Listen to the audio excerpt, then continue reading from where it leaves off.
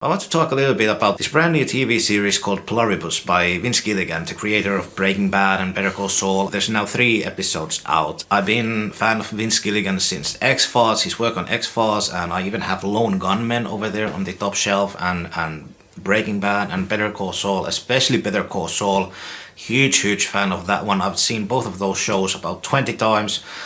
Loved El Camino, and I was so patiently waiting for this new series for those 5 years or so that we've known about it. The first episode I thought was excellent. I thought that the premise of the show is super interesting. It's unique, and it's so refreshing to see a new show with just, there's really no stars in it. Of course, Rhea Seehorn is a star from Better Call Saul, but if you don't know Better Call Saul, you don't really know Rhea Seehorn either. So it's so refreshing to see something like that. It's just relying on the story, and also, of course, the name of Vince Gilligan, which has been the main angle of the marketing, that this is a brand new sci-fi show by the genius creator of Breaking Bad, Vince Gilligan. The second episode, it just expanded the first episode's premise. There's gonna be spoilers in this video, by the way. We learn a little bit more about the situation and the people that have connected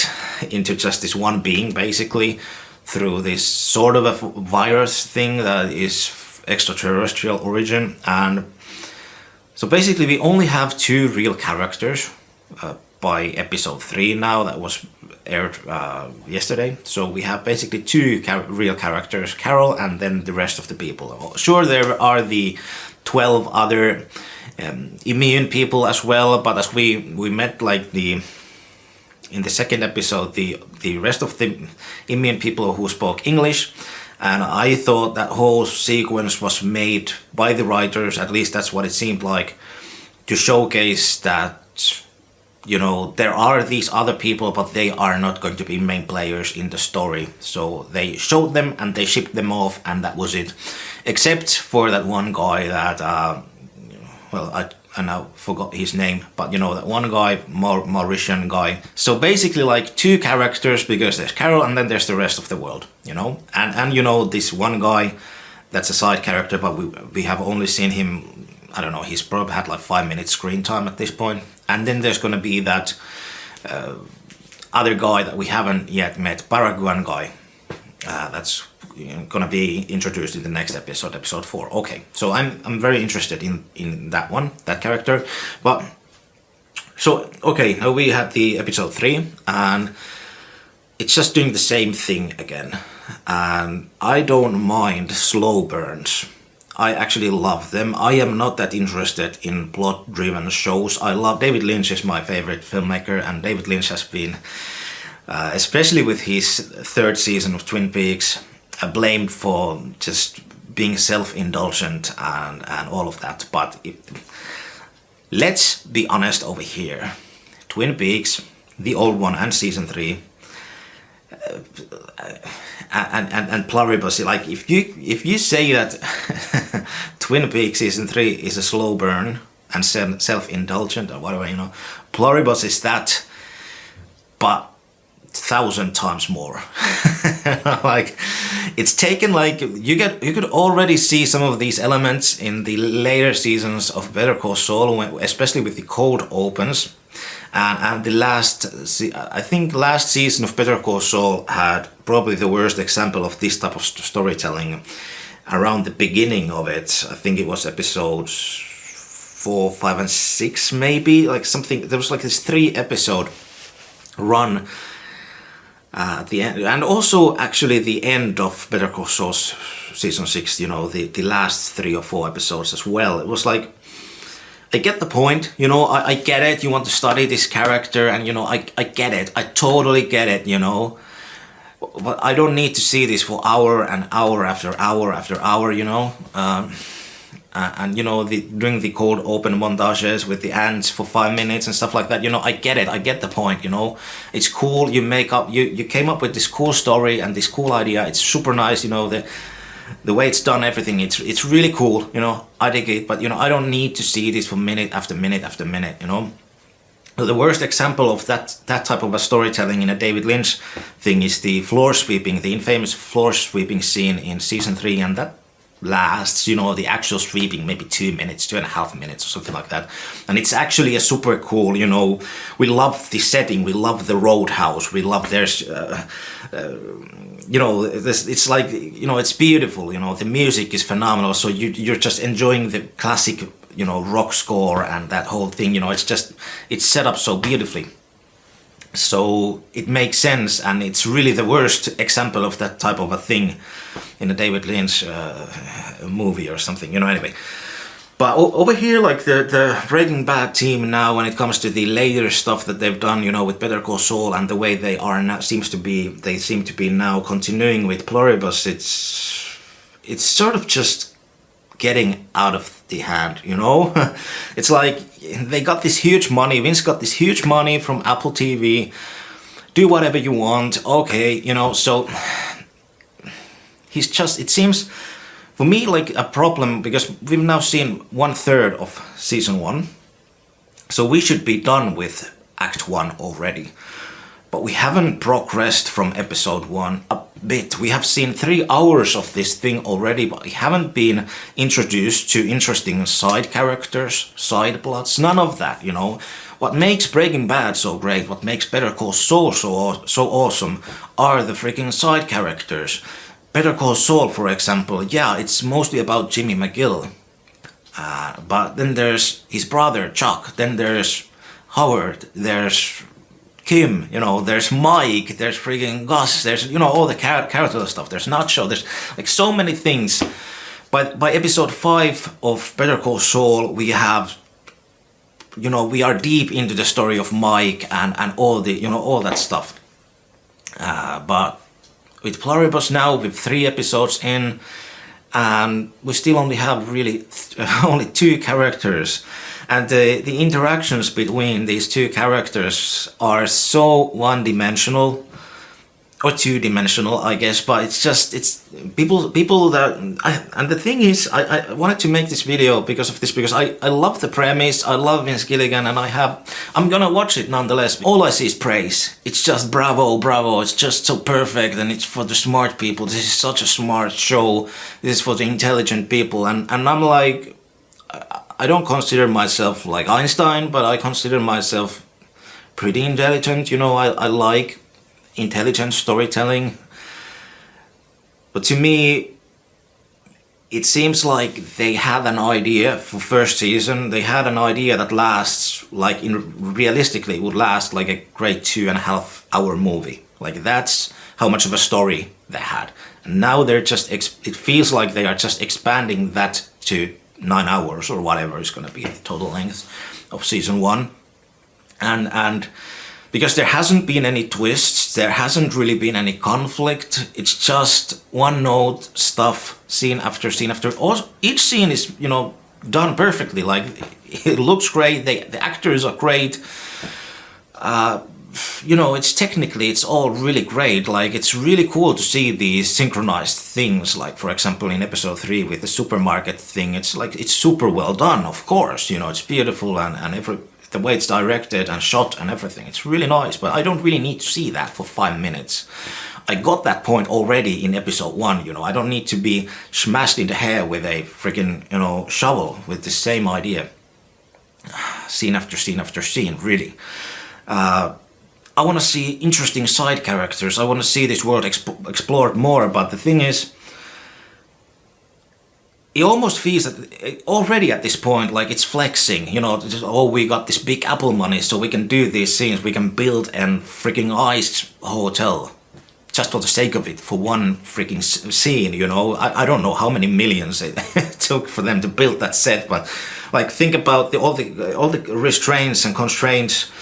With Breaking Bad, for example, how just the Super Lab set was the most expensive set that they built for the show, and how that really did restrain them. They spent like half of the season budget for that one set, and you know, they had to be creative to make it interesting, nonetheless. But with Pluribus, it seems like, you know, the money is so big that it has created this thing that they're just diving straight into this self-indulgence. And I love self-indulgence, like I don't have anything against it, but you have to have, with that type of a storytelling, you have to have interesting stuff happening with the characters and the story. It has to be developing. It has to be like, there has to be tension, you know, conflict and tension. These are pretty much, and when I talk about conflict, I'm not talking about guns and violence and explosions and stuff like that. I'm just talking about dramatic conflict and tension, which is totally just missing over here.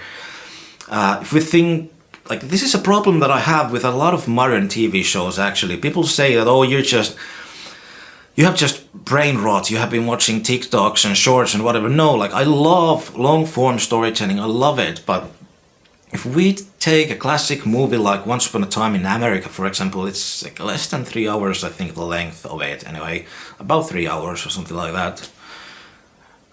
It's just, it's very slow, you know, very calm, you know, slow, long scenes and so on, but oh man, like in those 3 hours, Sergio Leone is capable of telling a massive story. Like, it's just so huge, the scope and the scale and everything. It's so amazing. And I know Vince Gilligan is a fan of Sergio Leone. So it's kind of like, now we've spent 3 hours in this world and we still haven't really gotten anywhere. You know, we are still pretty much like on the step one. I think it was the New York Times article, and the critics got to see, I believe, the first 7 episodes, and the person who did that review, they said that even after seeing the 7 episodes, it's still just meandering and doing the same thing. You know, the main character, protagonist Carol, is just still the same. You know, there has been no development, nothing, and it really makes me worried that, you know, maybe this show is just gonna be a flop after, and Apple TV probably is not going to order it anymore after season 2, because they have already ordered season 2. But for me, it's, even though I can get into it, I can appreciate it for what it is, but it's really hard for me to see it as a hit show. It's just, the premise is really hard to sell to general audiences, because sure, the Vince Gilligan you know, cheerleaders love it. They're gonna eat it up and they are discussing, going crazy about it online. But you know, it's a sci-fi show that's really not a sci-fi, you know. Sci-fi people are not gonna tune into it. It's very hard to recommend it to people that love sci-fi, because it's just really not sci-fi, you know, outside of the first 20 minutes of episode 1, really. And for the general, like, people that love drama and comedy and stuff like that, the sci-fi element is going to put them off. You know, they don't want to tune into it because they hear that it's a sci-fi show. So it's a really hard premise to sell, and it's very interesting, because if I think about other classic shows that have a sci-fi element, shows like X-Files that Vince Gilligan worked on, if we take the first 3 or 4 episodes, you already learn so much. There are some great stuff in those episodes. People say that, oh, you need to just have patience with only 3 episodes in, but I'm like, but those first episodes are like the most important. You're setting up the whole thing, you know, the rest of the show, and you need to hook the audience and so on. Like, if I didn't know that this show was by Vince Gilligan and his team, I wouldn't be watching it anymore. I'm honest. I'm being honest over here, you know, and I think a lot of you would probably do the same, but because you know that it's Vince Gilligan, you're giving it the benefit of a doubt. And people always like to compare these types of shows to Lost, and I always say, yeah, sure, let's compare it to Lost, because Lost actually, like, first season of Lost is phenomenal TV. It's crazy how much the writers of Lost were able to do within the first 4 or 5 episodes, and keep in mind these are 40-minute episodes, excluding obviously the pilot, which is a sort of double episode. But they have been able in Lost to introduce like 20 interesting characters in the first 4 or 5 episodes. You have episodes like Walkabout and White Rabbit, which are some of the best TV ever. And the pilot, you know, it's just, and they are already setting up the end game in those first episodes, and it's just phenomenal stuff. And then we have something like Pluribus, or I've been actually now watching Severance as well, and I think that has a lot of the same issues. It's like, we're just indulging into these slow scenarios. We have an interesting premise, and we have a 10-episode season, but really, like, nothing is happening outside of the episode 1, maybe at the midpoint, episode 5, and then at the last episode. But the rest is just fluff. And it's just like, let's take this 2 or 3 hour idea, you know, that would be a great idea for a movie. And then let's just pull it and just expand it into 10 episodes. And it's like, it's boring, you know, that's what it is. It's boring, it's dull storytelling. And I think that this modern way of doing TV, where you really don't have these constraints and you have an endless budget almost and stuff like that, it really sort of just harms the creativity. And I miss the way, for example, with Breaking Bad, how they had so many constraints that they had to work around with, really. It actually helps the creativity. As of now, I actually rewatched episodes 1 and 2 again before watching episode 3. And for me, it's very hard to see me coming back to these first episodes ever again, because I didn't even see much of a replay value or rewatch value in the second time watching them. And that's really sad, because, like I said, I watched Breaking Bad and Better Call Saul like 20 times already.